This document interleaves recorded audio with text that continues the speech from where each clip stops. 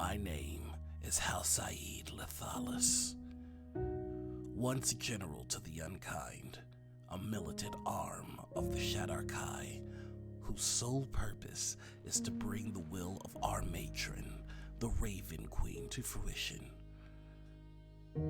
I abandoned that path when I discovered that our sect was compromised. No longer were we serving the will of the Raven Queen. Instead, we were spilling innocent blood for our leader's own selfish means. That day, I defied my kin. I was prepared to turn from my matron. And so, I was left alone on the material plane.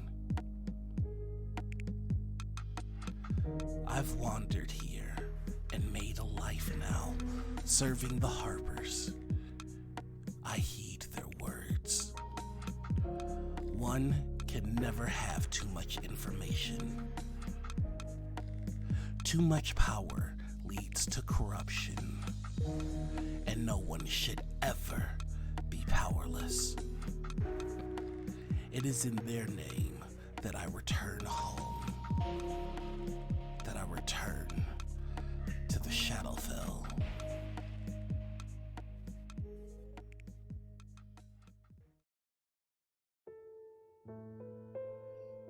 You wish to know about me? I suppose I can indulge you. My name is Agatha Hastings. I was born and raised in the city of metal, Vumalor. My parents were wizards that worked with the university researching the planar disturbances. When I was a child, they were killed by an entity from the Shadowfell, and I was spared. After their death, I was taken in by a close friend of theirs from the university, where I was educated and then later became employed. I've spent my life learning all I can about these events, in hopes that no one else will have to go through the same hardships that I have. I've been asked on this mission by the university due to my unique connection with the Shadowfell. My hope for this trip is that I will gain more knowledge to better help me on my path to not only save others, but myself as well.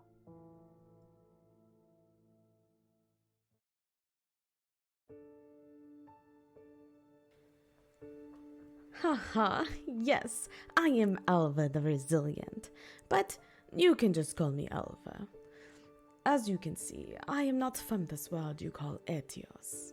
I am from a much different world. One day, I walked through what you may call a planar instability, and ended up here in your city of Vumalor. I met the most beautiful creature, and her name was Mercy. She showed me the university, and then I took her out to see the world. We traveled often, seeing sights unseen. We made our living doing odd jobs and investigation trips for the university. In fact, I last saw Mercy 2 weeks ago. She went out with a group to investigate this Shadowfell instability. Only 2 of her companions returned. No one knows what happened to her. So, that is why I'm here, volunteering, stepping up. I will bring Mercy back to me, and if I get a good story out of it, then that is not so bad. Here, let me enchant you with stories of worlds you will never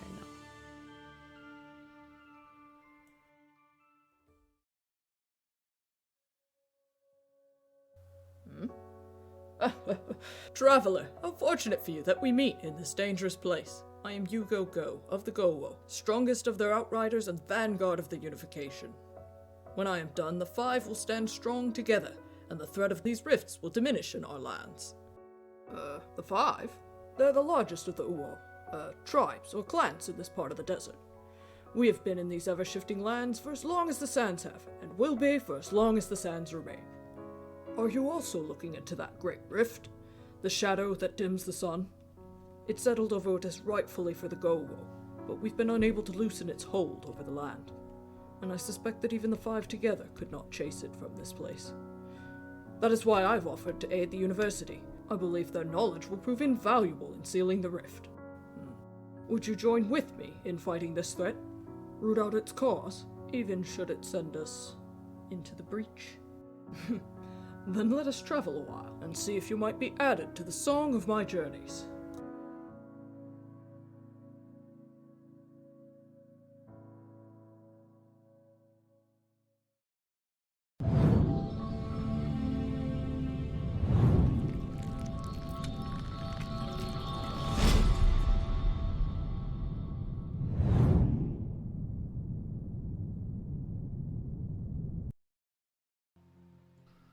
Hello and welcome to Session 4 of Veil of Shadows, a D&D 5e campaign set in the homebrew world of Etios.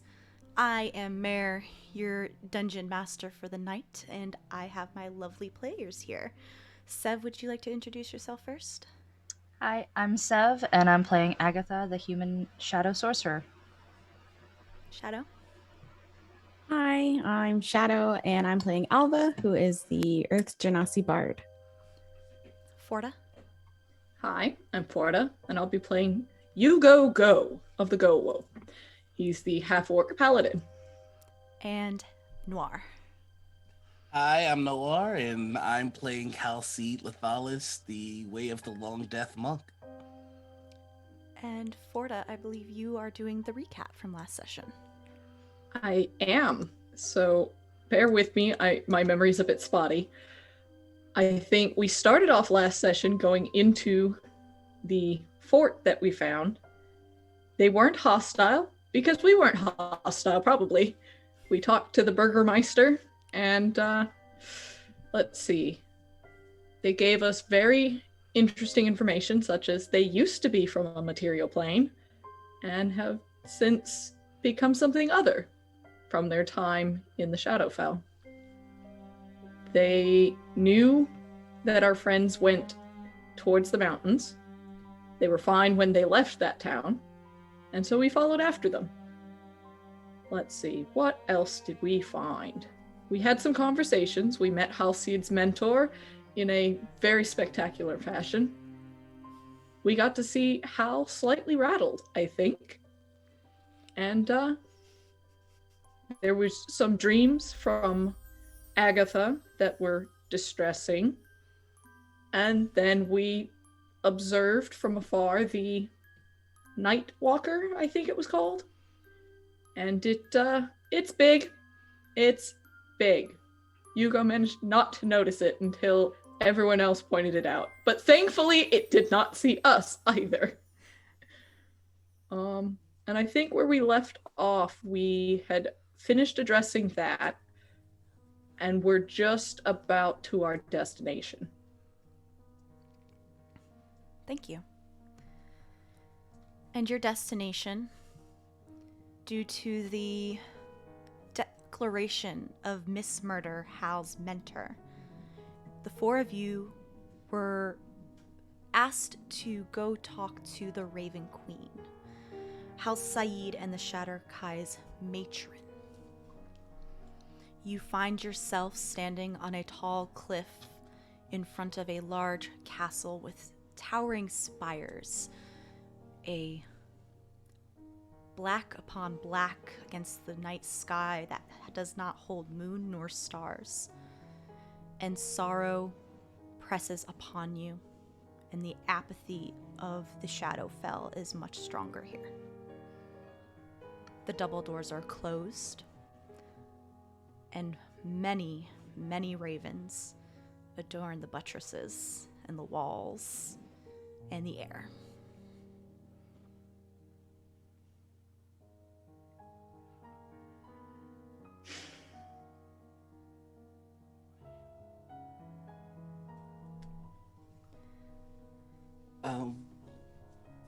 Hal's just going to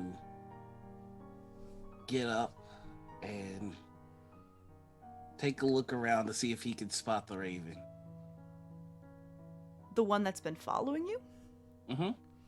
The specific one that has been following you, I will need you to make an actual check for this one because there's a lot of ravens. Yeah, I remembered. I'm looking for that one in particular. Okay. Is that going to be perception? That'll be a perception, yes. Oh my god, I forgot how actually good he is at that. expertise, yo. I shouldn't have been talking smack. I rolled a 2, so that's a 17. No. The one raven that was tailing you since almost the start and since you entered the Shadowfell, you are unable to distinguish it from the many others from its flock of unkindness. He's just gonna say almost to no one, I can't see you, but I know you're still watching. And just turn around. And just check on his companion, see if we're all ready to move. I think Hugo probably took in this sight with a bit of almost uncharacteristic solemnness. And he turns to Hal and has this very expectant, sort of look. He's clearly deferring to Hal in this.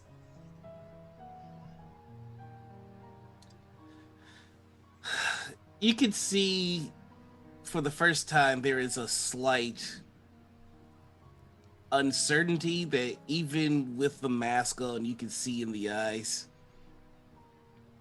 And he kind of looks at the path going forward. He gives it a quick once over to see if there's any dangers that he knows about, and then he's going to choose to press forward. With your passive perception and also with everyone except Ugogo, you do see two figures standing about 100 feet away leading up to the castle as guards. But yeah. Okay. He's just gonna turn back to his team and remember what I've warned you about on the way here. Say nothing unless spoken to. Take nothing. Be respectful. They await us. Let's move cautiously.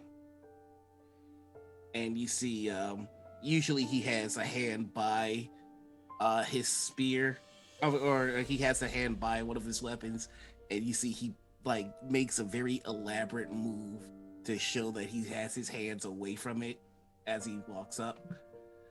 And he's just gonna head to those two guards. Agatha, Alva, and Ugogo, is there anything you would like to do before you head up to the doors and inside? I would be looking for a safe place to put Mistletoe while we are inside. Is when I look around, is there anything like a stable-esque or like a hitching post? There are no stables, but there are hitching posts closer to the door. I would dismiss Grim, and then follow after Hal. Ugogo? I think... I think he does two things. And the first, he takes a deep breath and he uses his divine sense. That allows him to detect good and evil. Oh, hang on.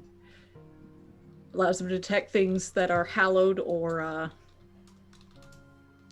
Yes, celestials. What's the word? Celestials, undead. Fae, aberrations. Fae, fiends. It does not specify aberrations. Okay. That's okay. You do within not... 60 feet. 60 feet? I'm assuming you do this as you get closer? Yes. Okay. You do not sense celestials, fiends, or undead within your range. However, it's not exact, and you've probably sensed hallowed ground before. It's not exact, but this is the next closest thing. Okay. Alright. And beyond that...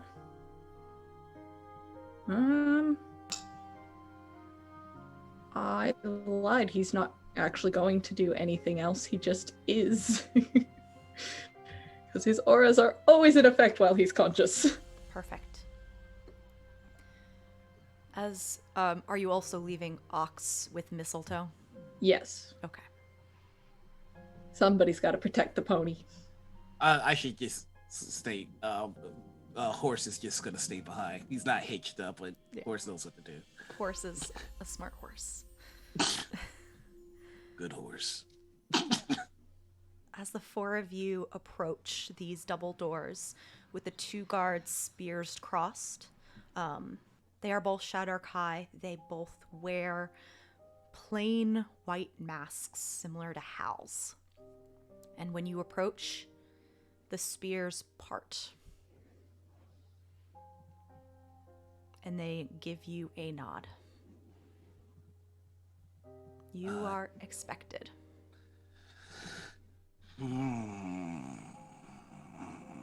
Hal returns the nod and continues walking. We will follow your lead, Hal.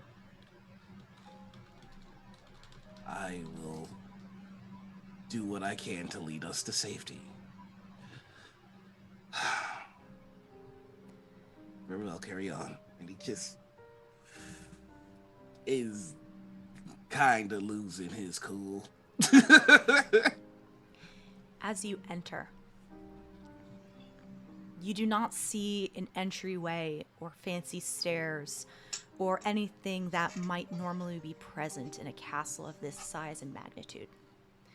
Instead, all you see around you are columns raising up into a ceiling which you cannot see, and silvery blue-gray fog swirls around all of these columns. Occasionally, you do see another Shadar Kai walk by, most of them in robes carrying boxes of knickknacks and miscellany things, and some other more nondescript forms farther into the mist. It just stretches into a long hallway, far longer than the castle is wide.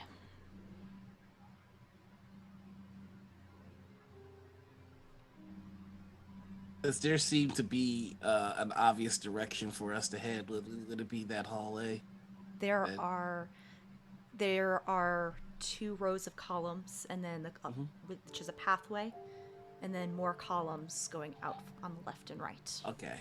Yeah, we're gonna follow the pathway, and I'm starting to learn that Hal is one of those people that does talking when they're completely nervous. So he is going to explain. These ones bring trinkets and items of importance to our matron. One hand collects items that she desires, while the other hand, the one that I was raised in, collects blood. Just keeps walking. As Hal begins to talk, the fog grows thicker and his voice fades. As the four of you enter into different areas and scenes. Hal Saeed. Oh no. You enter almost very quickly from the Shadowfell to the hot desert sands of the material plane. There is a half-elf of Eladrin descent next to you. A little armed, though he does not seem as well versed as you are. Would you like to describe Odd for me and what the two of you are doing? Odd is actually Vim. Oh, my apologies. No, you're good. You're good. And if this is the time that I'm thinking of, Odd and him are in a very tiny prison cell, with Hal kind of just being the guard and making sure that Odd doesn't do anything. So he's just like, just Don't talk, don't do anything. My eyes are on you. Clarify. Are they in a prison cell or are you both in a prison cell? So I'm in the cell making sure this one doesn't leave, because the cell is actually just a rickety shack that the Shatterkai set up. They are nervous. Mm-hmm. Taking your word for it. Though they do seem jumpy, and they want to act.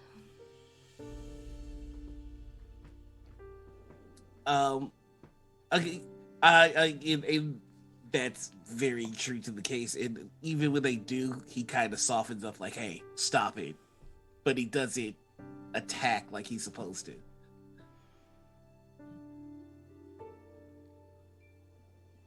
Okay. And what happens in this memory? In this memory, it's when Odd kind of realizes that she has a leeway with him and takes advantage and tries to escape, and it kind of becomes more of a game than like an actual prisoner guard kind of thing. And he's like, "Stop it! I mean it. Next time I'll kill you.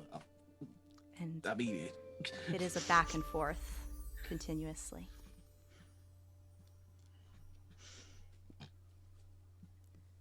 Pretty much until wow, this is very early in this in the career. Um, she ends up getting taken somewhere to. He has to take her to get executed. And that's what happens after the games of cat and mouse. This memory plays out. And soon, eventually, the times with Odd fade once again into this silvery gray mist. Can you make me a wisdom saving throw? Yes, I can. He rolled a 19 and he gets plus 10, so I think he would whisper, "You can't have that one." You do see a raven fly by as the memories fade. Elva, you find yourself listening to the rocks crackle against each other, clinking near the pebbled sea. There is a slight wind, but it is mostly just the sound of grinding rocks. There are tears going down your face, and a dirty, old, bloody cloth in your hands.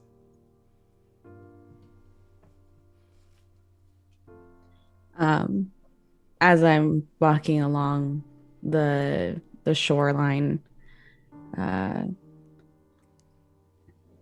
every now and again, I take the cloth and I wipe my tears away, and then I give the cloth a kiss, and then carry on and keep walking, almost without purpose, just muttering.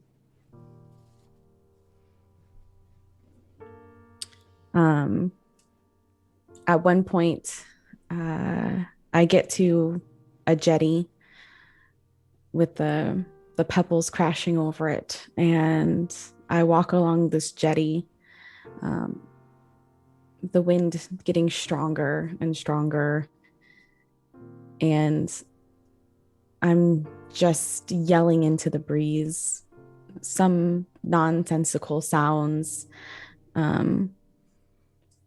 some little things here and there. The name of Everett, I cry out a few times.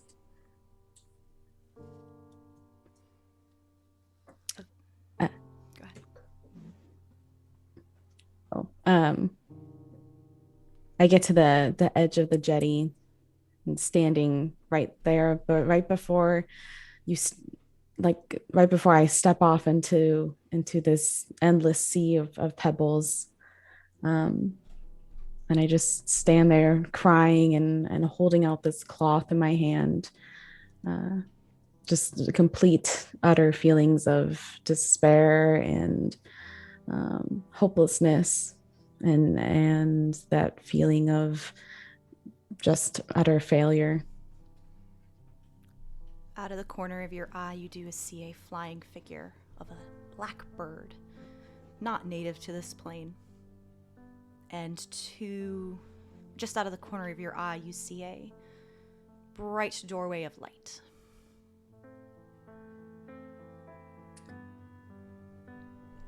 I hold out the bloody cloth and I say, Everett, I loved you more than anyone. Your light will always be carried in my heart, but your song I can no longer sing. And I open my hand and let the cloth be carried away on the breeze. And I turn and I walk back along the jetty, and in now the feeling of rage kind of is consuming me as I walk towards this wall of light. The slightly cool area of the plane of Earth turns hot and sandy as you enter upon another world that is very bright, blindingly so, especially against these sands reflecting. There is a small group traveling as the sea. Oh, go ahead. Oh no, I was just gonna say at this point I just get very angry and I just draw my sword and start charging. Easily parried by a tall figure with dark skin. Kind of just staring at you defiantly. Almost nonsensical, just screaming right into her face as I collapse on the ground.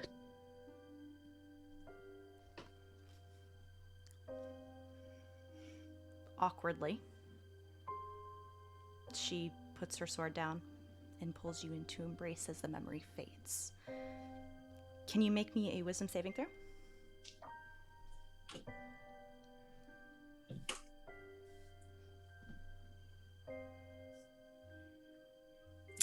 That's a 6.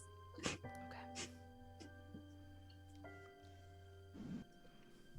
Agatha, you walk into a familiar room where you see a little Agatha sitting on some cushions with a crystal ball in her lap with a familiar guardian figure guiding her through a scrying spell. But what you see, regardless of what you saw in this original memory in the scrying spell, the ball shows something different. And that's what your eyes are drawn to as a very familiar scene plays out of your aunt yelling at Priscilla Mindstorm as she pushes you towards the woman who raised you. There are no sounds in the crystal ball, but you remember the words she said, calling you cursed, your fault. And the scene fades again to even worse memory. It's kind of like you are both inside your very young self, but also watching from third person as you hear 2 thuds hit the floor.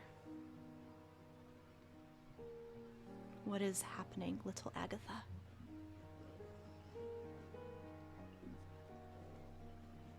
The scene playing out that I'm watching in the crystal ball is the night my parents died. I remember a large creature and their screams to run, and me running to hide in a room and hearing this thing I didn't know what it was because I was so young coming towards me before darkness. Anything larger to a child always seems larger than life. Agatha, what languages do you speak right now? After your many years of learning? Abyssal, Common, Elvish, and Halfling. As you hear these footsteps coming towards your hiding place, you do see a little bit of light coming in from just this crack in the door. And you find yourself faced with a creature you have never seen before. Long, long claws. And it is backlit, so you can't get a good look at it. But it has a very long beak and a hunched back. As its finger touches your forehead. And it whispers in Elvish, "This will do nicely." And you feel something worm its way into you, taking a nice settle within your body and soul.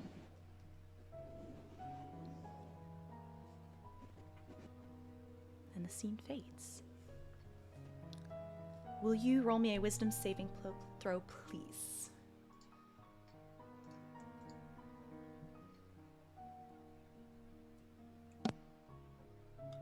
$13. Okay. And finally, Ugo Go. Unlike the memories your compatriots have faced, you find yourself within a joyous occasion. You see Vedi, a half-orc, and Tumu, a Nork, two childhood friends, as you find yourself on top of this very tall structure shaped like a thumb. And you find yourself wrapped in a hug with the other two as screams of exaltation and happiness and pride fill your chests. What just happened? We did it! We finally did it! It took us a week. It's supposed to take a week, but we did it! We did it! We did it! It's customary among the Gowo. Yes. It's customary for the children to, as their first coming of age ceremony, mostly unsupervised. They're sent out in groups of 3 to 5. In our case, there was just 3 of us, so that's who it was. And we're meant to reach a point, and since we're all on the move, that point changes. We were near the giant's thumb, so the point we were supposed to reach in a week was the giant's thumb, and the spring therein. This thumb is high above the desert, and far, far, far off in the distance you can see smoke of the Gowo, where you will have to eventually head back, but not after a little bit of celebration. As this scene fades between the 3 of you, you find yourself in much older, much more traveled, much stronger and wiser as you stand in front of the home of Awan. He wished to see you before you headed off for the university, before this mission. that you were to assist on.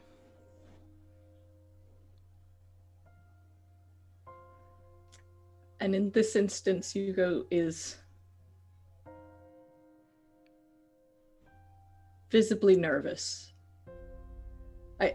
I can't think of a better way to put it than kind of prancing in place. The way he steps from foot to foot, backwards, forwards, to the side. Just seems a little apprehensive about going in. But eventually he raises his voice and says, "Wise and honored elder, you asked for me?" It's a long pause before you finally hear the words, "Enter."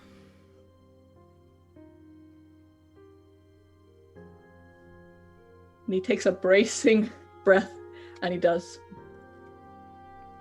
Stands a bit taller, once he's face to face with Awan. Awan is a half-elf with dark olive skin and small, tiny tusks, showing that he has had orcish heritage. He has a steely gaze, though indiscernible as to his thoughts at the moment. There's colored paint on his face, and richly adorned with necklaces and beautifully colored patterned cloth. He is currently not wearing his armor as you enter. He is cross-legged on the ground with a cloth laid out before him. And on the ground you see incense, you see colored sands, precious powdered materials, and some others.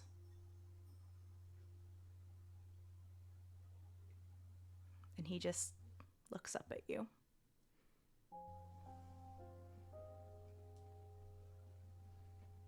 You are going to that university, I hear. I am. There is a tisking sound. I do believe it necessary. He does not need to say it for you to know that he does not like this. The disapproval is heavy in the air. But that rift goes closer to our lands. Indeed it does.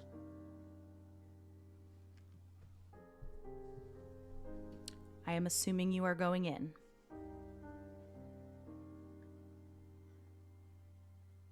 I must. If it will not be closed from here, someone must go in.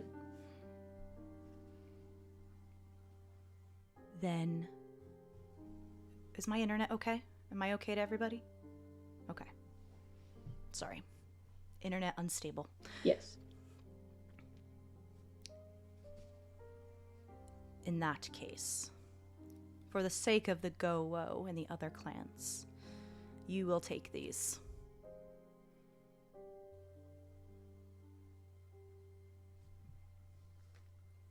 And I will carry them with pride and use them with honor. They are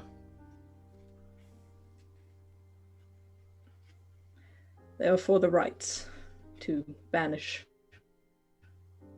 the rift. That is correct. When you go in, I expect it to close, and I do not tolerate failure.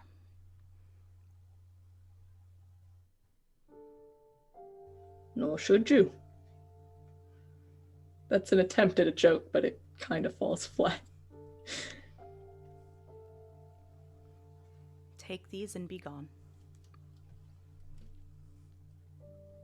And I think in that moment, that one statement, like you see there had been an attempt at, I'm strong, I'm tough, the take this and be gone just destroys him, and he hangs his head and he gathers up the material, wraps them with respect, nods deeply to the man, and backs out of his abode. As you back out, please make a wisdom saving throw.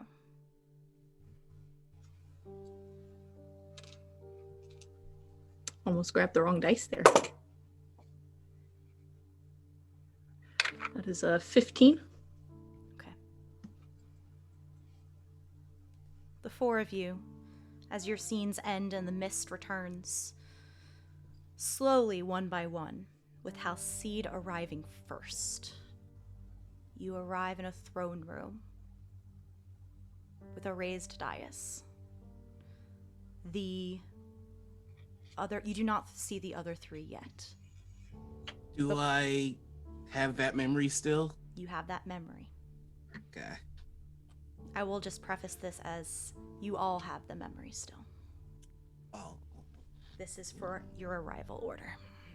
Ooh. Okay.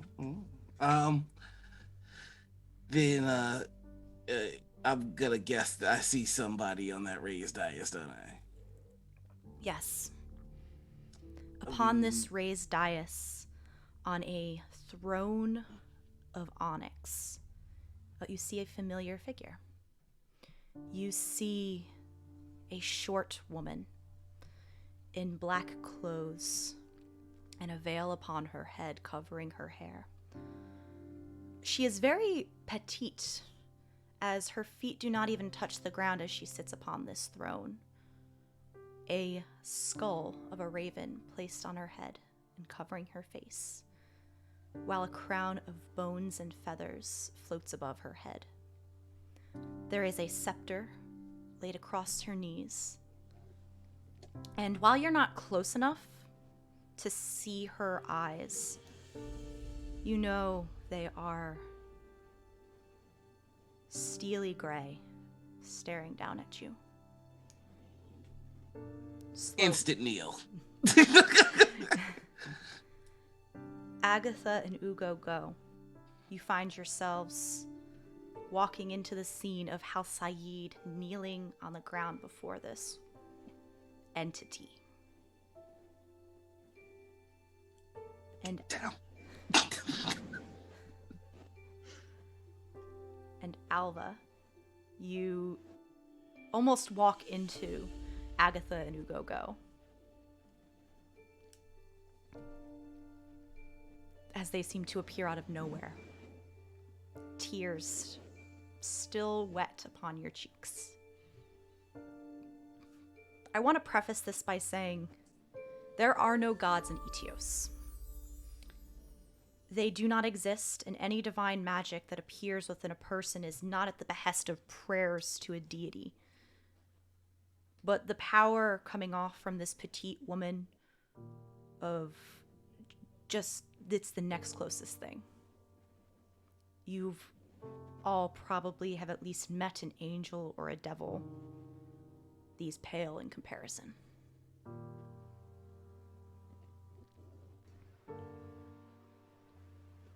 As Agatha notices Hal is kneeling, she will also kneel. And Ugo will take a moment to help steady Alva a little bit. And I don't think she needs the help, but will assist in helping her to kneel, I guess, if that's what she desires. He himself does not kneel in the same fashion so much, as enters a deep sort of bow, if that makes sense. It makes sense. I would like to think that I actually did have my sword drawn. Not lit on fire. The sword was just drawn though. It was in my hand. When I that would change his appear out of response entirely. You could tell it's not drawn with intent. It's just there in her hand. But essentially I would just be doing like a controlled fall with Hugo's help to the ground, just on all fours, essentially. as this happens, there is no movement, nor surprise or change of expression, as she just waits.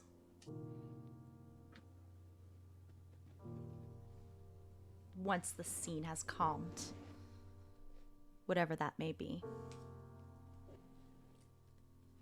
A voice that seems to echo around the chamber, but also be right next to you all at once. You may stand and approach.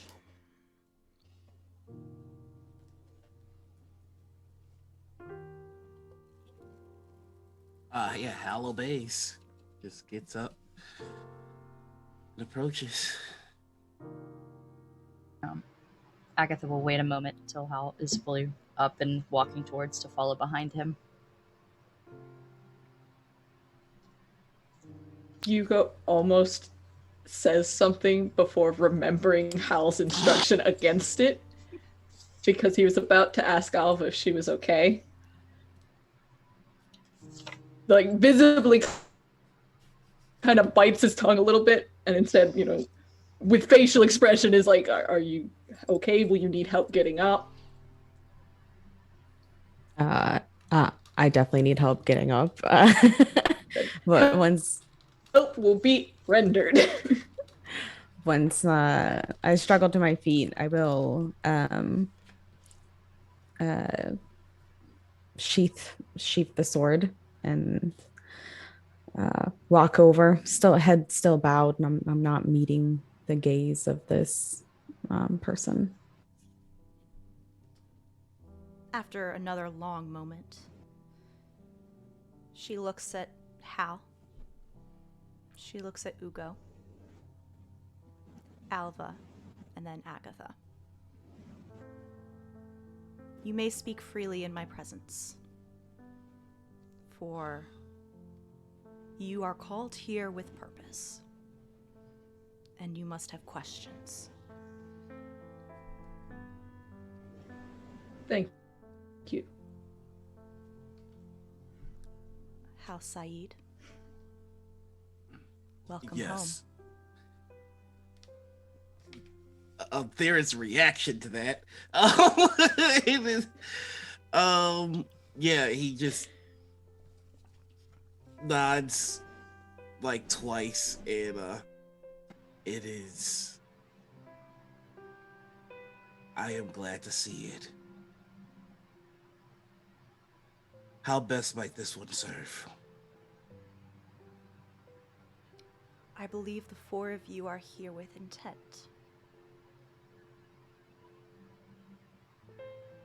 Yes. We are attempting to recover lost adventures and to find the cause of rifts opening up in the material plane leading here. Rifts that are expanding my domain.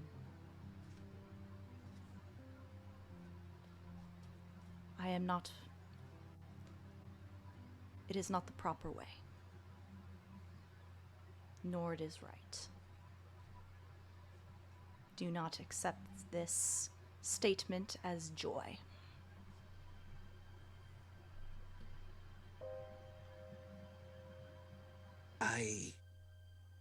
This one will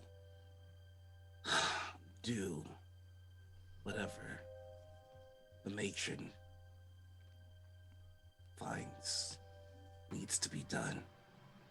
If you want the rifts closed, this one will close them. If you would like them open, then this one will see to it that they remain open. I do not want them open, for they are being torn asunder for nefarious purposes. Agatha Hastings, Alva of the Plane of Earth, and Ugo Go of the Go-Wo. I believe you are here to also assist in this. Yes, I mean to seal this plane from our own. Yes, my lady. As for adventurers, 2 came by not too long ago. Only one of them left. Fate of the other? What was that, Forta? The fate of the other? Almost a very lazy wave of her hand, motioning to her left, your right. Some of the mists part, and you see a average height human with a fair complexion and light hair, a staff in one hand, a look of pride on his face as he seems to talk to nothing. Alva, you would recognize this as Liam. He could not resist his hubris. Unfortunate.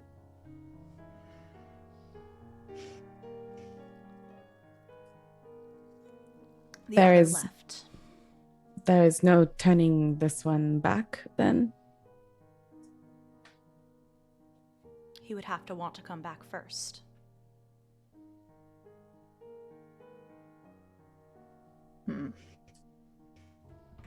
Troubling. His pride is immense.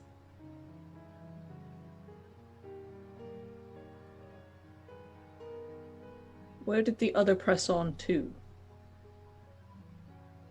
To that shining light in the distance. I'm sure you've seen it.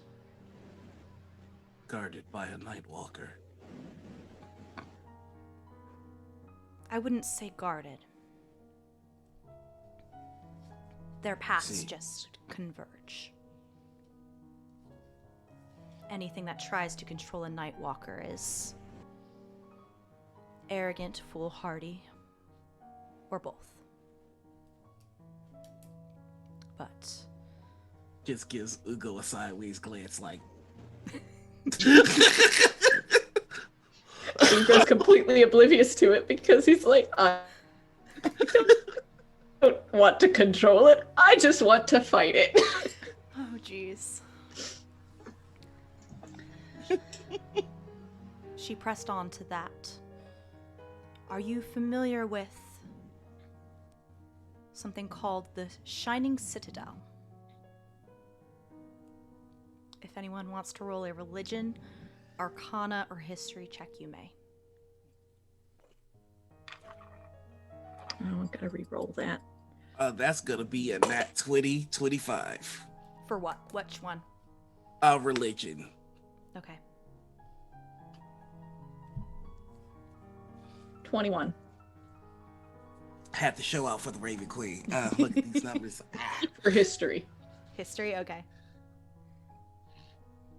I got a 19 for Arcana. Okay. Did you roll, Alva? I did not, because I am very emotional at this point in time. That is fair. Agatha, you only know it as a rumor. A supposed area, a focal point in the Shadowfell that probably does not exist. Ugogo, you have heard of it. And you know, rumor, that it is a source of power. You vaguely know that it's what created the Shadowfell. Though you're not sure why. But House Saeed, your DC was a little lower because you grew up here. And you also rolled high. You know the Shining Don't donate. Citadel and its rumors. It is planar lore, especially in this realm, that it is an artificial place created here to gather power to create a long-lost deity and bring them back. It collects light and pools its power into it to kind of create a battery to fuel. So, he'll respond to the Raven Queen. I know the Citadel well. It is where they are attempting to revive, or create a deity. I don't know what it is being used for. It is outside my domain right now. It is not the Shadowfell. But I do know that traders are repurposing it.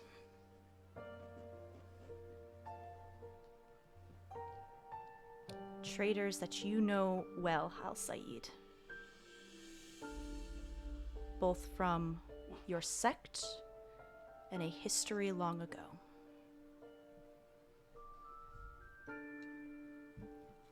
You need but say the word, and the Citadel runs slick with their blood. Do you three follow Hal Saeed in this?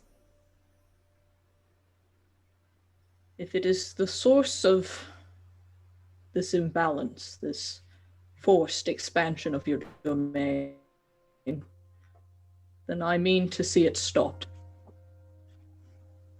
I do as well. I will do what I can to stop the expansion of your domain, as you call it. But the other part of our assignment was to bring the other two back with us. You may attempt to bring this one, and she motions to Liam, back with you. The other was much more strong-headed. Her memories of you fueling her on as she made her way to the Citadel. Is there any way to connect with him to try and snap him out of it? To bring him back? You can most certainly try. He was just going to say, I believe that's what the matron is offering.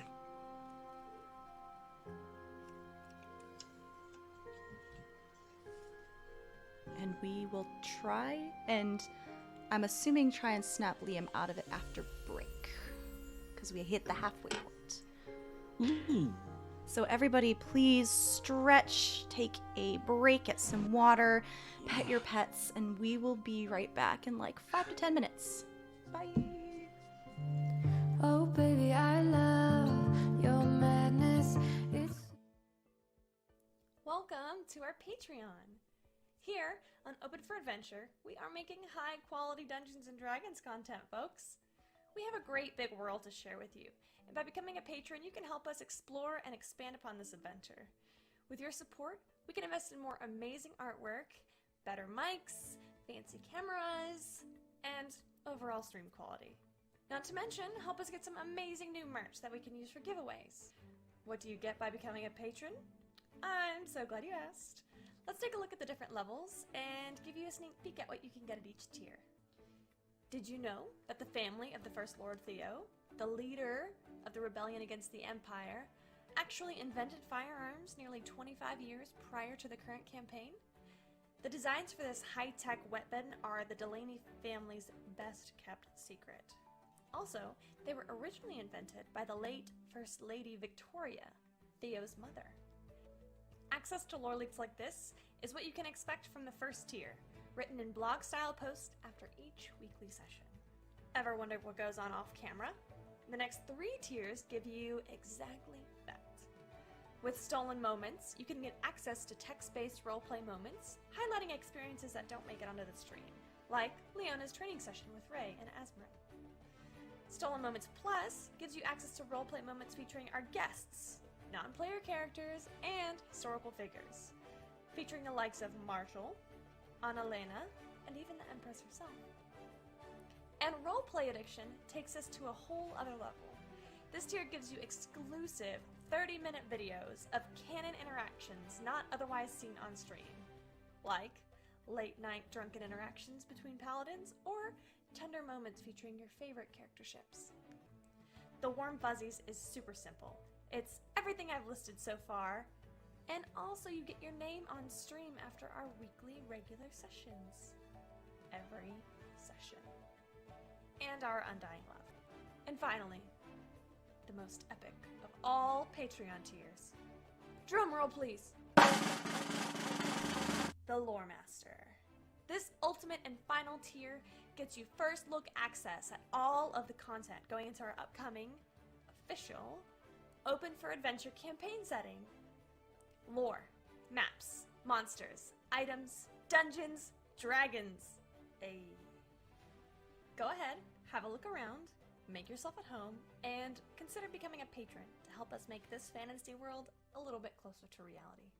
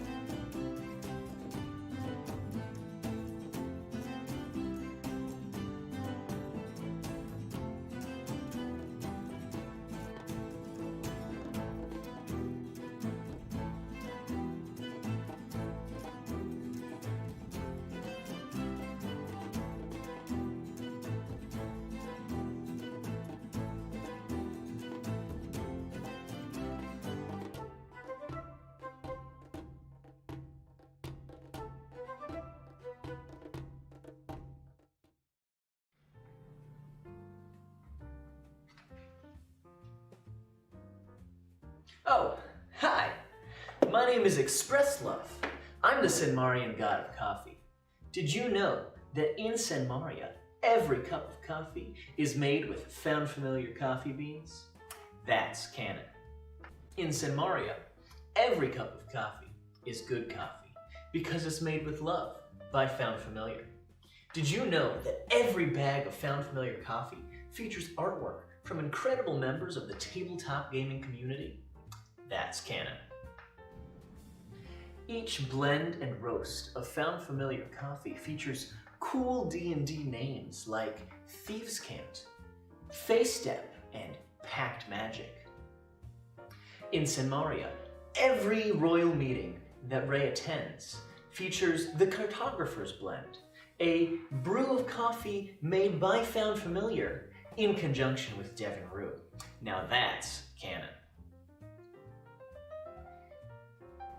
Found familiar coffee. Buy it today. Whoa, you love me to pieces. Yeah, I need it. Want your pandemonium.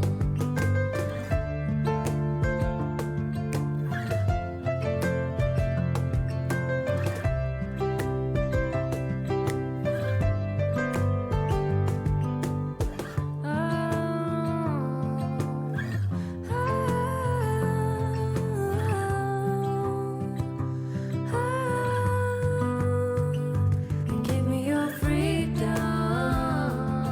Whoa, yeah, to pieces. Yeah, I need it. Want your pandemonium.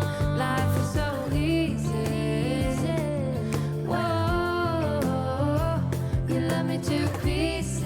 Yeah, I need it. Want your pandemonium. Oh, baby, I love your madness. It's so incredibly beautiful.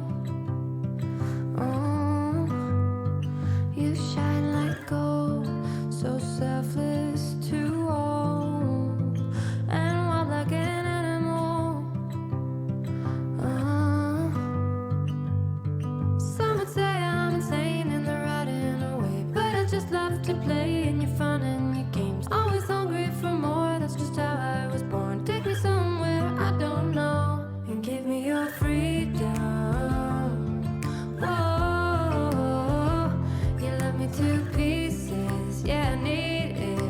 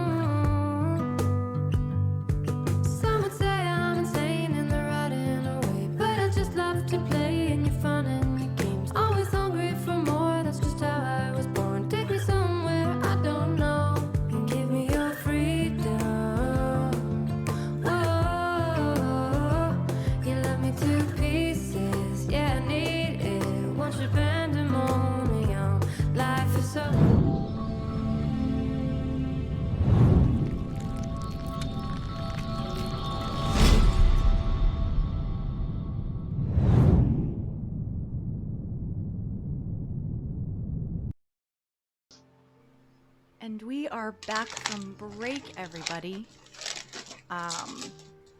Where there was some general talk of maybe some knocking some sense into Liam, the divination wizard that went out with the first crew that was lost when they were split up. However, before you do anything of the sort, the Raven Queen does look down upon you again. These traitors. I know only what I know because we were able to capture one. There are what I can only assume to be safe houses on the way to the Citadel, where there are more enacting this plan of absorbing the light from the material plane.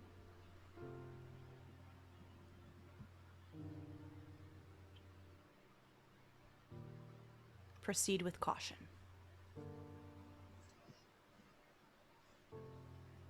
We will. We will see it done thoroughly. Their tongues were tight, but I do believe that Nagpas are involved. If anyone wants to roll to see what those are. What are Nagpas? Straight out asking. I'm here for it. I'm here for it. That works. Nagpas are a cursed creature. Cursed long, long ago. They desire knowledge and power. But due to their curse, they can only acquire knowledge from ruined civilizations and areas. They cannot go into your libraries. They are not welcome within my domain.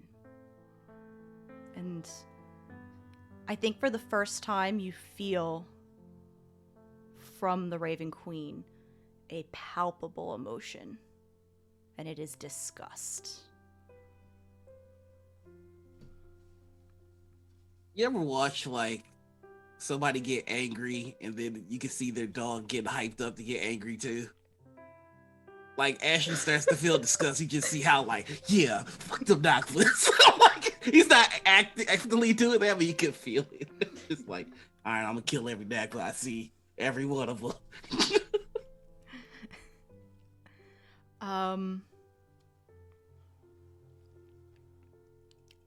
Agatha, can you roll me a retroactive Arcana check?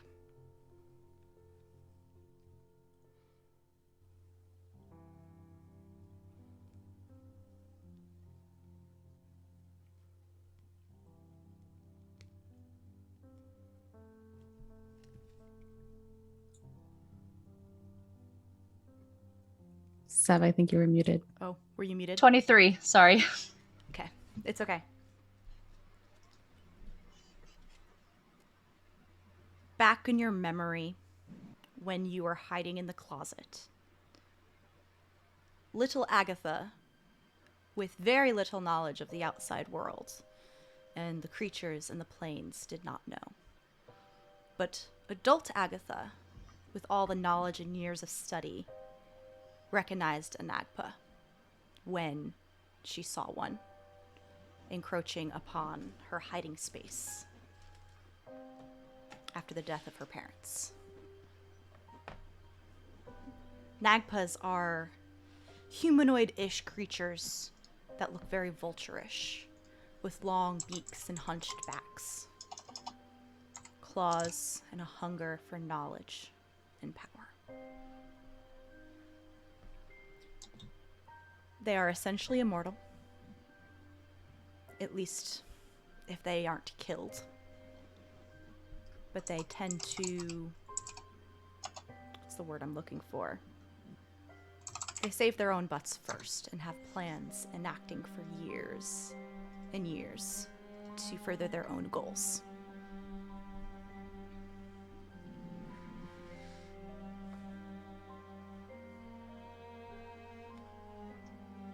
Okay.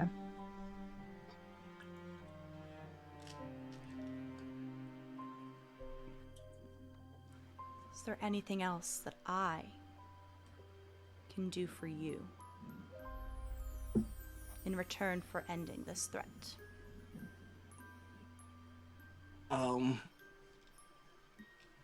Hal is going to very quietly think. I mean, the others will hear it, but he is, there's a lot of shame in this. He just says to the Raven Queen, I simply seek your forgiveness for aiding those who work against your aims. I did not know.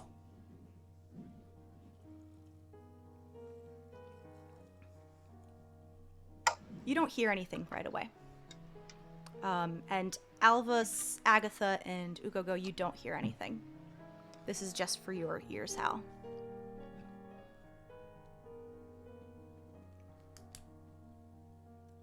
I am not going to forgive you twice. It has already been done. Thank you, Matron.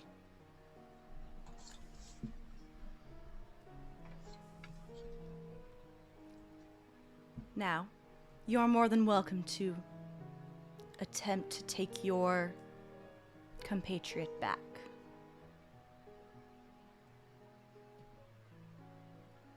I will not stop you if that is something you desire, but I do not promise he will leave this place whole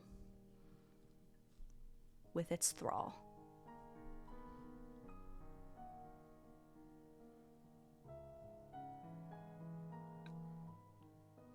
I suppose we should try to take him back no matter what state he is in. Is anyone familiar with the man? I have worked with him a couple of times before. Perhaps it would be wise for a familiar face to be the one to attempt to pull him out. He has no love lost for a stranger, I'd imagine.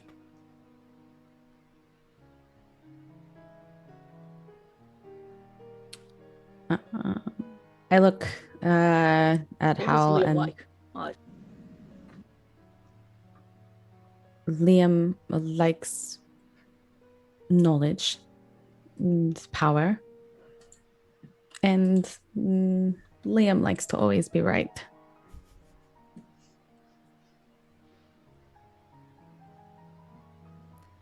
You said something. He sounds Ugogo? tiresome. Oh, yep. Should we each take a try?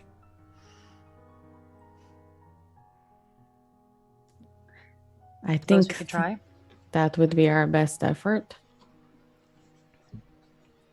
Very well. The next time each of your eyes fall upon the throne and raised dais, the throne is empty.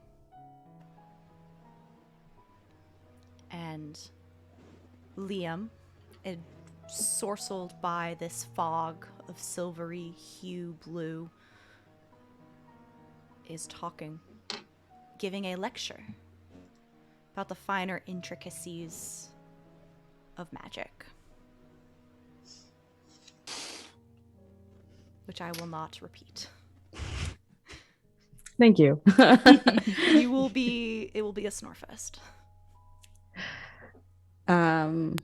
Alva, I will walk up to him.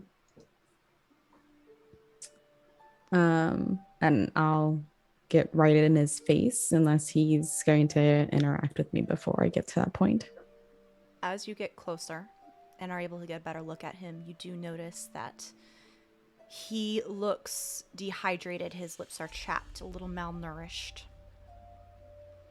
His voice is a little dry, croaky, as if he has not had a sip of water in some time. He makes no notice of you, though he doesn't bump into you. It's as if his body knows like there is something there that he would bump in, and at the last minute he will turn to continue a lecture in another direction. Okay.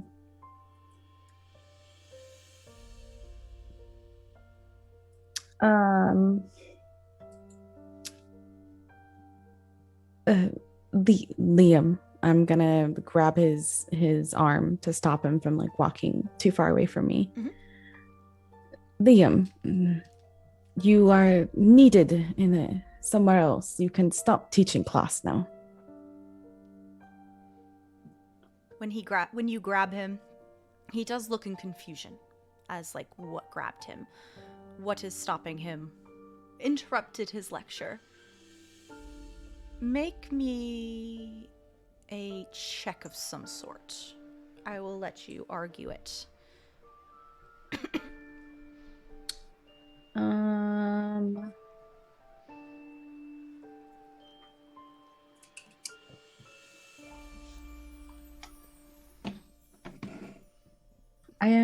I think it would be trying to be persuasive. Trying to say, hey, come on, let's move on. Okay. That type of thing. Roll it.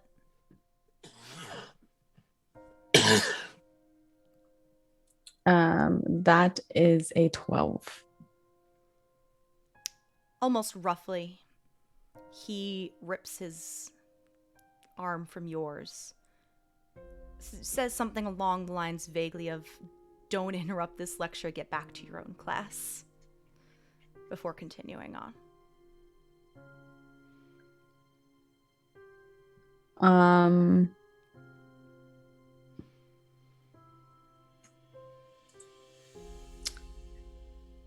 I think definitely Agatha would hear this as Alva starts to mutter the incantation or whatever the verbal component for banishment is. And then she stops herself, takes a deep breath, walks back to the group. Well, that is my initial first shot. Anybody else want to give it a try? I will go. And Hal's going to walk up to the professor. Put a hand on his shoulder. It is time for you to leave. And are you doing anything or just saying it's time to GTFO? He's starting with that. That's the opener. There is a full course meal that awaits this gentleman. Should that not be enough? There is a similar response of what Alva got. You should not interrupt class if you're not part of the class or answering questions along those lines. You are here because you protest to know so much. You think that you are so clever when you are the most foolish man that I've ever met. You will stand here for all of eternity because you are too stupid to know that it is time for you to leave. That kind of sounded like a threat. Do you want to roll an intimidation or? Yes, we you know that's actually him being nice. Oh gosh. Okay. The meanness comes after this, but I will roll. If you want to roll persuasion, you can too. I'll it does. They're both -1s, so that's gonna be 11. Yeah. Yeah, I take it this guy doesn't take too well to that. Oh no.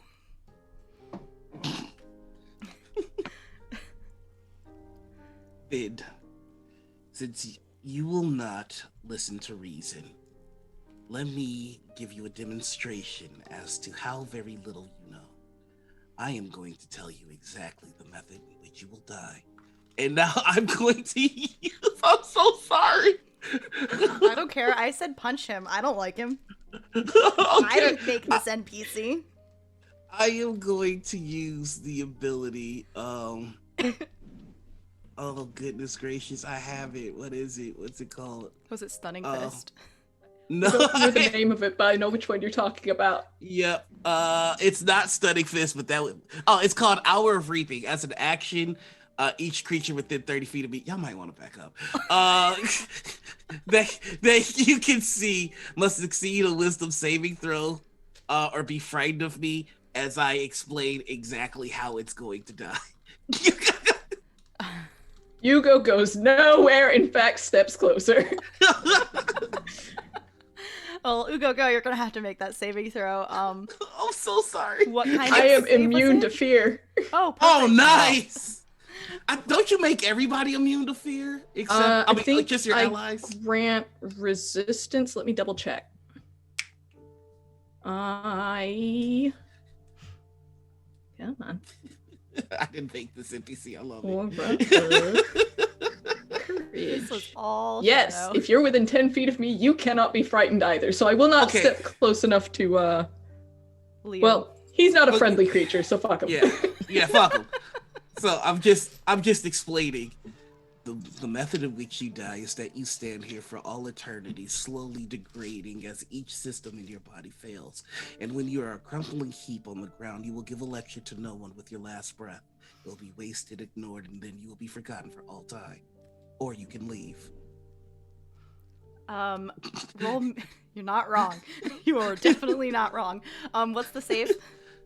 He has to make a wisdom 18 to say, Yeah, and he's definitely, like, I'm giving him disadvantage because of, he's kind of, well, one, that's a very good way to die. Well, not a desirable way to die. And he sees it too. Yeah, Which is the worst part. There's also I another want it reason, known. but I'm having a brain fart. I want it known that I am within 10 feet of him at the present. This is relevant mechanically. I don't think it matters because I rolled a 16 and a 17 on the dice. For a lurg, this guy sucks. He's a stubborn ass. Okay, now the stunning fist is coming. Unless Right. Go is doing something. Yes, unless you want to take it. I'm going to use the spell command, Okay. Oh, nice. and the DC for that is 16, sadly. And what is the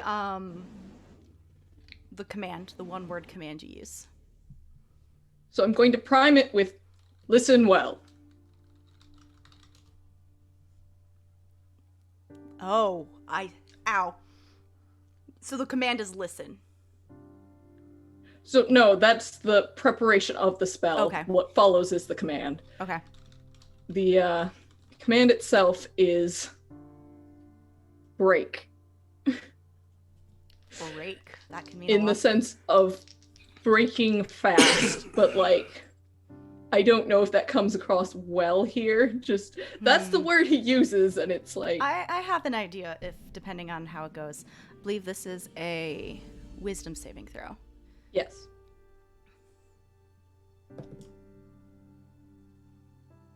And I don't think wizards have proficiency in wisdom saving throws, do they? I think it's intelligence and something else. And I think it's int, and I want to say Nope, wisdom. okay. But I don't think it passes, so. The word break. I don't know what you were expecting. But Liam crumbles to the ground. Eyes are still a little clouded, but he begins to sob. But he is no longer lecturing. That's because like Hugo was reaching for the alchemy jug to like pour a beer or something, and it's just like I have preparation of this. This was not the expected outcome, and it's like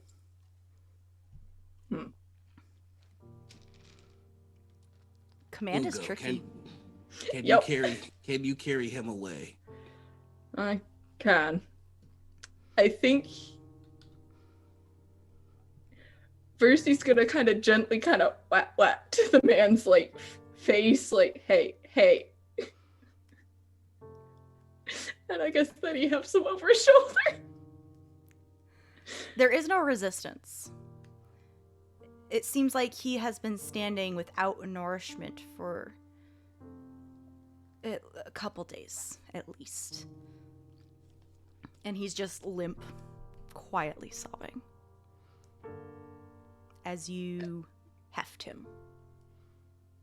And as you look around, the dais and throne is gone.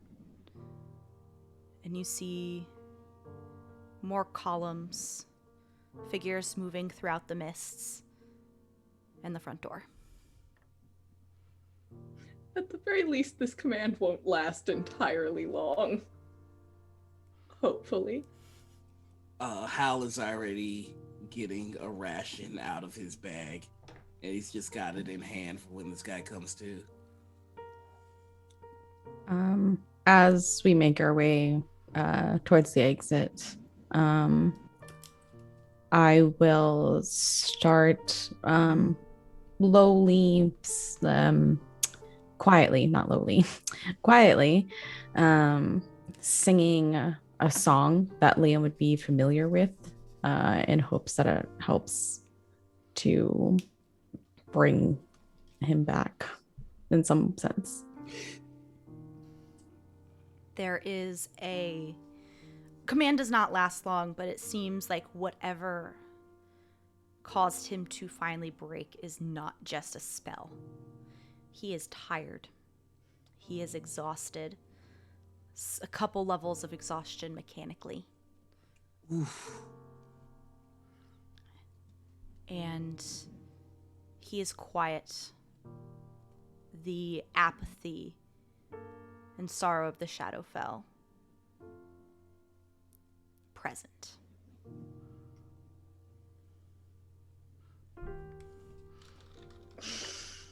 Okay, this is not the vibe. No, I'm not rocking with this. Y'all know what you signed up for. Yeah. I, the player, am fine. You go as the ones that you're going, oh, I fucked up.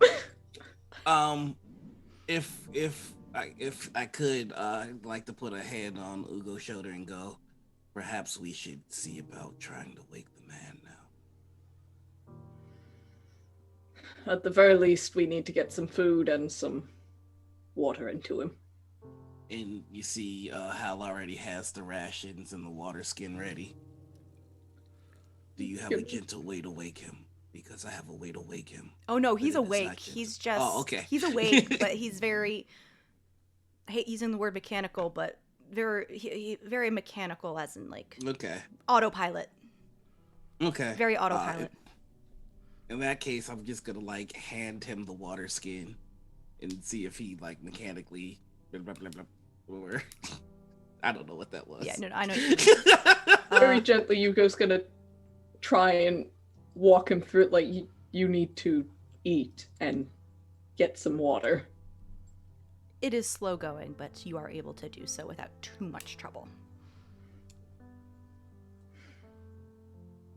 When the four of you do leave the Fortress of Memories, you do see your mounts outside. There is a row of ravens perched on Ox's back, just chilling. Very much mockingly to at least one person in the party. Yugo's gonna chuckle and call to Ox, and he's going to say, do you enjoy your new companions? No, just a snuff.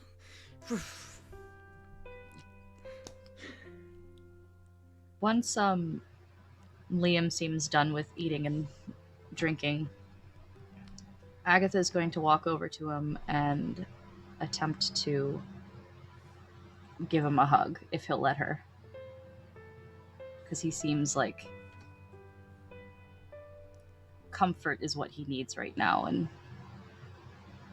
You know when someone is so exhausted, they just kind of flop into you. That. how tall is Liam? Taller than you. Yeah. Timber.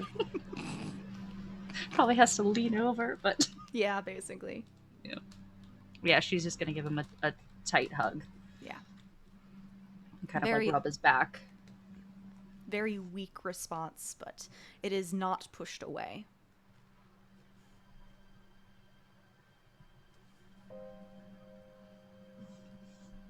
Well, we're to make our way to the Citadel. There are quite a number of things that I need to kill. And there is Mercy that we need to rescue, or perhaps she would rescue us. It's unclear. Knowing Fortunately, her, she'll come out of nowhere, and just the right moment in time, as we are staring our doom in its face. Very possibly. She is very capable. I cannot die until I've murdered everything that the Bear King once did. Yeah. Well, perhaps we should get started then. Very good.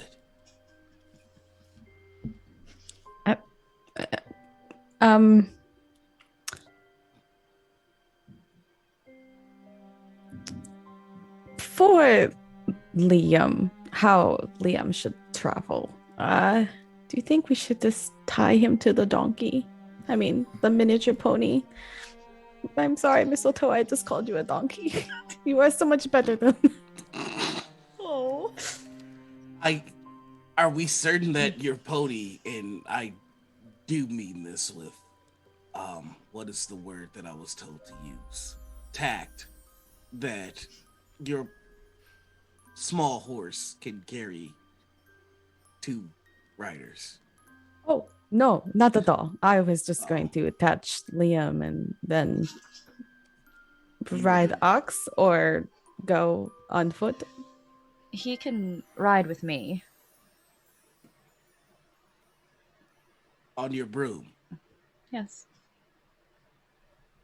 Do we still need You're the rope? certain you can keep him there.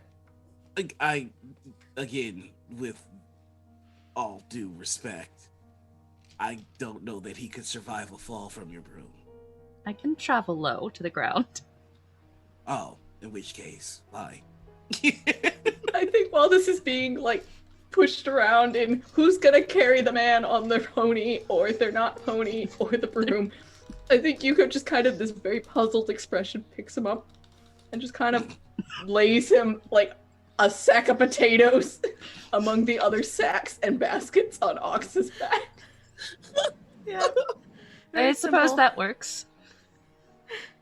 Gonna lash him in there with his, the special rope. Just make sure he doesn't, I think as you do try to, like, himself. throw him, like, a sack of grain onto him. Oh no, it's not thrown, it's just like this. I imagine he's limp enough where it's just like. He does try to right himself, so he is mounted, like, one leg on each side, but you might have Okay. to actually tie him so he does not fall off. But Right. there is protesting of, I don't want to be a sack of grain on a On a rhinoceros.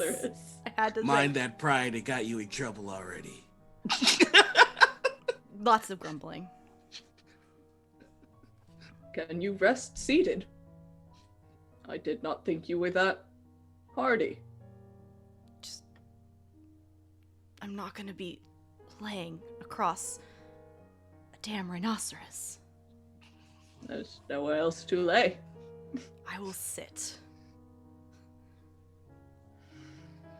Man, do Jesus. you have your spell components? Will you be capable in combat? I think after some rest, I might be. I have Good. all my gear. You just see good berries start populating in Alva's arms. And then Alva has to give them to Ugo, and in order for Ugo to give them all to Liam, because Liam's on top of Ox now. Alva's not that tall. Just eat all of those, think about what you've done, and let's go get Mercy. He looks like he's about to say something, but he doesn't, though he does look down at the good berries. You want me to eat 10 days worth of nutrition in one go? It's slowly. We have arrived. I'll start with 2. He'll eat 2 berries. Put them in a small pouch at his hip. And try not to fall off Ox. I see now how he was stuck. Yep. Ugo's gonna make sure he doesn't fall off as best as he can. Like, Yeah. he does not trust Liam's ability to ride whatsoever. No. He is a slight man. Nose is buried in books most of his life. What is Liam? Is Liam a human? He's a human. Oh, okay. So yeah, just full on riding towards that citadel, like, yeah, and just going. I mean, naturally, still keeping an eye out for that freaking Nightwalker, but elsewise, Are you stopping anywhere on the way to the Citadel? If the party protested would like a rest, yeah, we should rest. I would suggest resting since Liam is with us. Hal will grumble and mumble. Not really. He'll just be passive aggressive and like stare at you too long. But he will comply. We cannot all be as you, able to rest in such a short time. Does not come without its drawbacks. Liam, while a human, does not seem to need any illumination at this time. His eyes are very similar to Alva's, narrow slits like a cat's.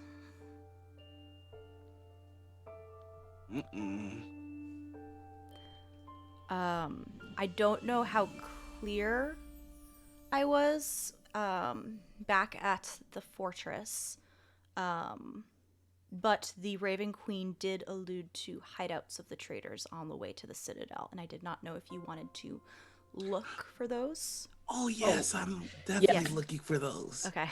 Hugo, at least, would very much like to find some of these and totally raid the shit out of them. I've been forgiven, and I got the kill order. It's time. Get down, Mr. President. Get down, Mr. President. Yeah, I don't know if that was clear enough from my perspective to you, but that was, I wanted something to check in as well. Okay, no, you made it much clearer. And Okay. that's he'd be heading towards the Citadel, but looking out for the camps. Or signs of the camps, rather. Rest comes and goes, except for sorrowful memories in the form of dreams.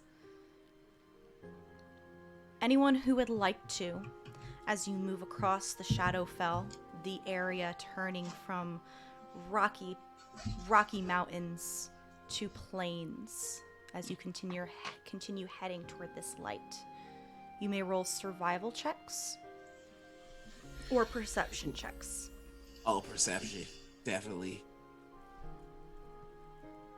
35 on perception. I got a nat 20. For like I what? perceive that I am a made-up character in the TTRPG game. What's that, like a 35 or something like that for you? Yeah, that is a 35. Mother. That's 12 for survival. Kind of upsetting. He's actually decently good at I that. was gonna say, isn't he trained? Yeah. I know the Raven Queen's middle name and it's Jonas. It's weird. I perceive all. I rolled a survival check and got a 28. Very nice. I did survival for 16. Alva and Ugo go. You do not see or find any tracks. For one, it is dark. Two, you have Liam to take care of. And let's be real, that's probably the real reason why you didn't notice, as he is getting some energy back after resting. He's a little grumpy. Okay, I was about to say, if he's foolhardy enough to be trying to go, I want to investigate this over here, having just a little bit of energy back, I'm going to knock him out and stuff him in a sack.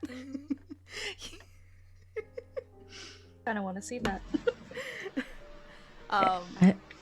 It's not disruptive, but it is annoying.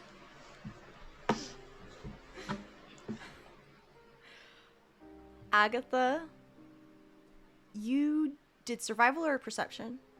Survival. Survival. You find tracks. You find tracks of a creature with clawed talons, 3 feet, 3 toes, leading off in a direction. Not way off course, but definitely a little off course on the way to the Citadel. Hal Said. You also see the tracks that Agatha found. Mm-hmm. But you also see the remains of a spell being cast, though magic is not your forte. It's not so much the spell you're seeing, it's the effects. A direction that you would normally want to go is telling you not to go that way, and it is subtly pushing you in another direction. It is both in the way towards the Citadel, but also a way to the right. Northwest. Okay. Can I attempt an arcana check to see if I know what is going on? Yes. Okay. Feet, don't fail me now. A 17. I get a +0 when I roll a 17. You don't know the exact spell, but you know you can recognize like the type of effect it is. It's just like, hey, it's like a don't look over here type spell. Yeah, you know what so I mean? it's a spell purposely trying to mislead us. All right, cool.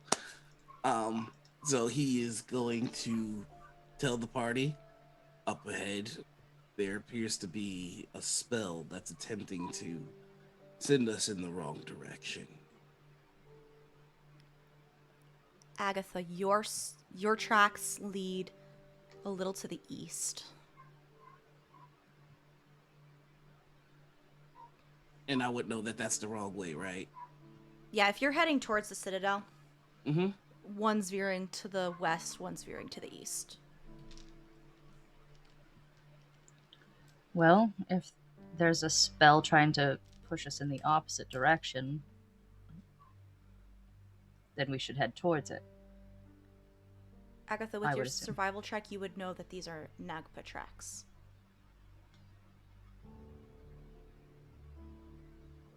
It seems that creature that she spoke of, that these are her tracks for them. Like kind of asking Hal as like a The Nagba. yes. Immediate spear out. And should we scout ahead? I know that you and I are both able to cover much ground very quickly. Seems like a reasonable plan. I would say we stick together and follow the tracks that are attempting to mislead us to see where it might take us. So if we think that we're going the wrong way, then we are going the right way. Am I understanding this magic? Essentially.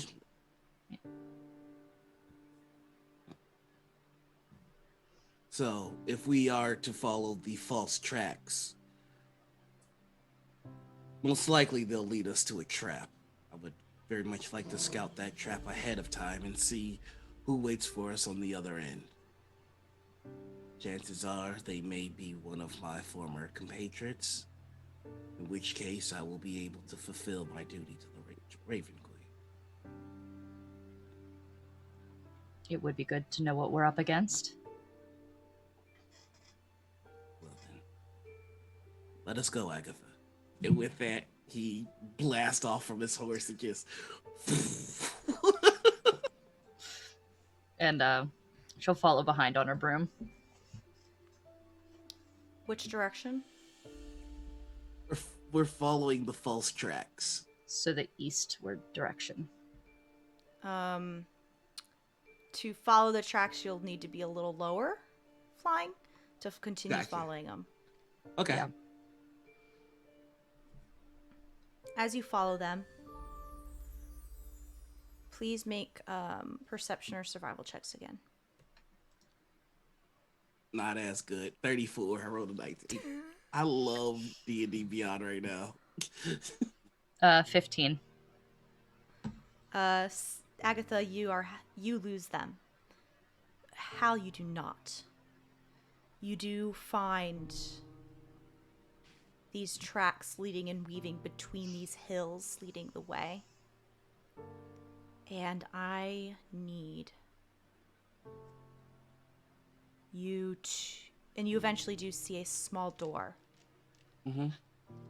Hidden and nestled between weedy looking plants with nasty thorns.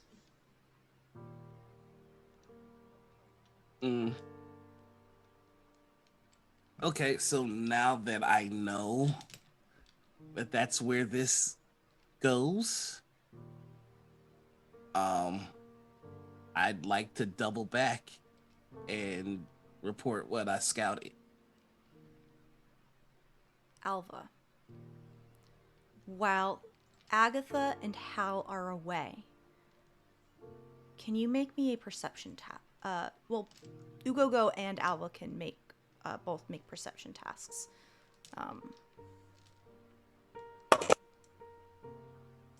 No, that's a 9. 23. Ugogo, maybe you're just having to deal with... I like to think I'm just arguing with Liam to some degree. Yep. Because Hugo wanted to use Dispel Magic on this falsifying trail, but like... Liam's I imagine the professor's going, no, that just won't do. It will not work. It's not a strong enough spell, blah, blah, blah. But Alva, nestled between these hills that are just rising and falling, you hear the sound of yelling and combat. Okay. A familiar yelling in the distance. And can I tell what direction it's out or no? Straight north. Straight north. Okay. I'm gonna turn around. I'm gonna snap at Hugo and Liam. Stop your arguing. Straight ahead, there is combat, and I think we might be familiar with one of the parties. So we need to start moving swiftly. And then I will attempt to cast message to Hal and Agatha if they're still within range. I don't think they're within range. I think that's 120 feet. Mm-hmm. Are they further than that? They're not within range. Upon hearing that we're going into combat, Hugo grins and finds a rock or a tree to leave some kind of glyph upon that is common among his people to mark where we went and what we're doing. And where we are going is combat. And the The direction is straight down this path. So yeah, hopefully that can be deciphered by Agatha and Hal. It's a very good plan, Hugo. They will know what it means. Then we load Liam back up onto Ox. And we start moving towards the direction of combat that we heard. You know offensive spells, yes, Professor? Yeah. Good. Also, I can get used to this being called Professor. Keep going.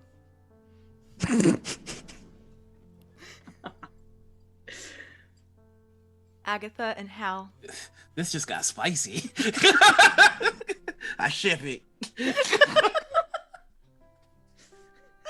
Yes. Agatha and Hal. You arrive back to where you left Alva and Ugo go. Camp empty. Tracks leading off in a gallop towards the north.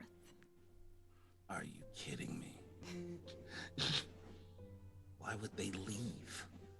There had to have been a good reason, but we should follow behind them quickly. Yes. You see him looking at Horse, and he knows, like, he's so much faster on his own. Poor Horse. But he gets Horse. He gets on Horse anyway, and he goes, "Sorry, let's go."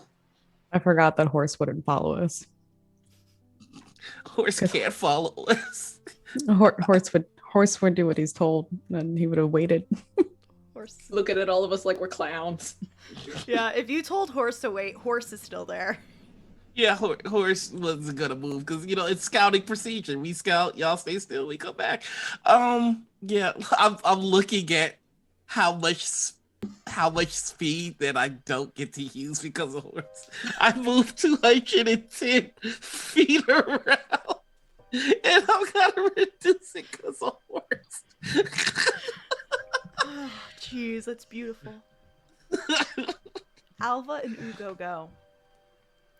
As you ride forward at a full gallop, you hear the sounds of combat, of metal weapons hitting, solid thuds of flesh, occasionally a yell. And far off in the distance, you see a figure in full armor, some blood spraying as the bodies of what look like wolves litter around her. There is one standing. Is it her? Is it her? There's two figures standing. Her and a wolf. One paw lifted up in pain.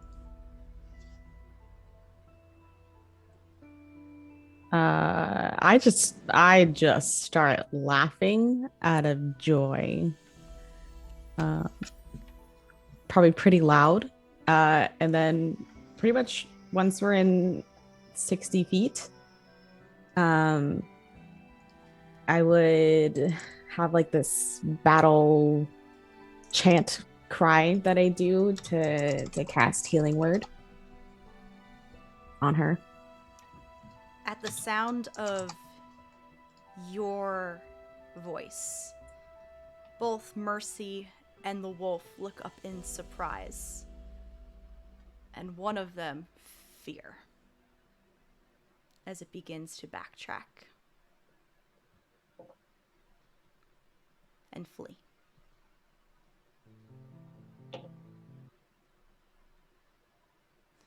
Mercy puts down her weapon and waits for your approach.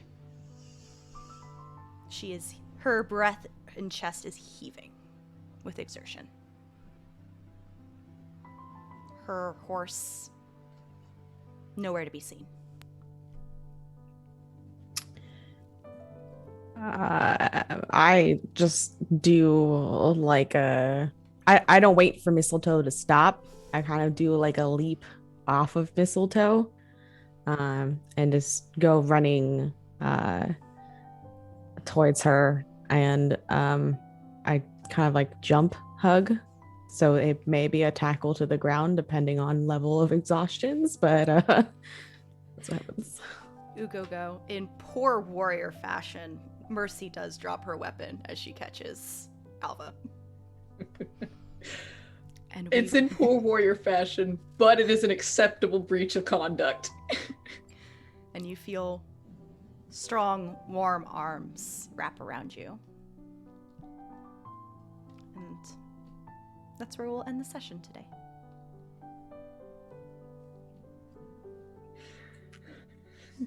It was fine. Everything's fine. It better be. Thank you, everybody, for joining us for session 4 of Veil of Shadows. Everyone is still it's here. only been 4? It's only been 4, right? Yeah. Who would like to introduce themselves first? Oh, what month? What was that? What? You went robot. Can. Oh. I no. said, what a month. I know, Yeah. right? 4 sessions, y'all. It's only meant to be like between a 4 and 7 session game. We're there. We're there. We're done. It's over. No. That's it. Game over. We found Mercy. Time to go home. Yeet, time to time go.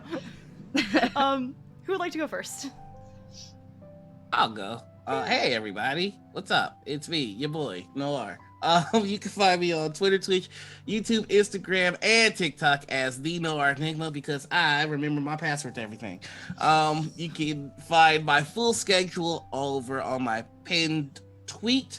But for a quick rundown, tomorrow you can find me over on Critical Misses, where I am GMing a 5th edition campaign called Kingsguard that takes place in the setting of Gloria, which is a homebrew setting that I've been running for the past 20 years. On Tuesday, you can find me over on Bards and Barbarians, where we're playing Outbreak, Dread Rising. The zombie apocalypse has started at a comic book convention, but don't worry, Carrie Yules is fine. And then on Wednesdays, you can find me on Chromatic Chimera with their flagship show, Woven Realm, which uses the 13th Age system. That's me in a nutshell. Oh, last thing, sorry. I am a stretch goal for the Necrobiotic Kickstarter, which is going on right now. So if you like cyberpunk, altered carbon, or any kind of such thing, please back us. I'm writing a module that's heavily inspired by Crank and Crank 2 and the TV show Happy, without all the problematic stuff that's in those movies. So yeah, give it a look. I just put it in chat, y'all. Go back Necrobiotic. It's a really cool looking system. It's gonna be so much fun. It uses cards and everything. It's great. That's cool. Favorite part? Oh yes, favorite part. Jeez, there were a lot. I'm gonna be selfish with this one though, and the Raven Queen forgiving Hal is big for him. It's kind of weird when you play a character and you feel the weight being taken off of them. It's kind of nice. And Popcorn it. Ooh, yes, now I have the power. We are going to head on over and see what Ugo's about. All right. Ugo, go. Hi, I'm Forda. You can find me on Twitter at FordaVare. You can find me on ArtStation by the same handle, but with a dash in between. Let's see. I do illustration when I'm not doing TTRPG stuff. And next thing you can find me in is Tuesday morning at like 6 in the morning-ish. You can find me over on Polished Cryptids channel where we're doing some more D&D, and it's The Wandering Menagerie. There was a trial that I missed, and now I want to know how badly we have fucked up. Favorite part of today's episode? Can I just say the whole episode? Is Sure. that allowed? Sure. I'll let it go. I'll let it slide. But more specifically, I think probably right there at the end with Alva just tackling Mercy just made my heart go, ah, Alva, this is worth it. And whatever happens next, this is worth it. Poppity popcorn. Oh, let's go Sev. Okay. Hi, I'm Sev, or Guildmaster Sev, pretty much everywhere. I'm not doing anything else currently other than this, so you can just find me here on Sundays. I didn't say Saturday this time. I remembered what day it is. I will eventually be getting back to streaming, so when I do, that will be posted on my Twitter. My favorite part, I think, was all of the memories and seeing all the little bits of everybody and their pasts and all of that. And then to Shadow. Hi everyone, I'm Shadow. You can find me on Twitter at ShadowBookCat. Currently, this is my only project going on. So for another couple of weeks, you can find me here, 7:30 Central, playing Alva. Otherwise, just keep an eye out for whatever my next project might be. And my favorite part today, there were a lot of good parts. I think it was trying to get Liam back, especially because no one particularly likes Liam, but we're still committing to bringing everyone back. And that leaves us with Mare. Hi, I'm Mare. You can find me on Twitter at Archmage of Dice. I'm gonna start with the big thing. I just opened up player and contributor recruitment for a charity stream I am running at the end of June for Pride. It will be supporting GLISTEN, which works to create safe and inclusive school systems for LGBTQ youth. I'll put the form in chat, but we're looking for players and anyone who wants to help support.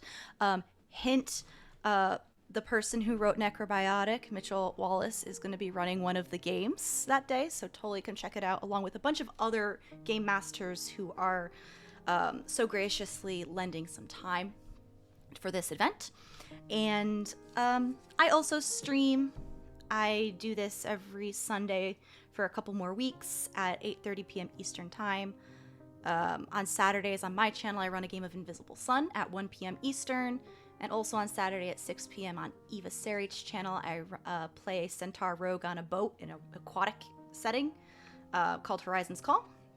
And then every other Tuesday, starting back up at the end of the month, I'm on Graham Cracker's channel playing my Artalock River. My favorite part was Ugo Go's final memory.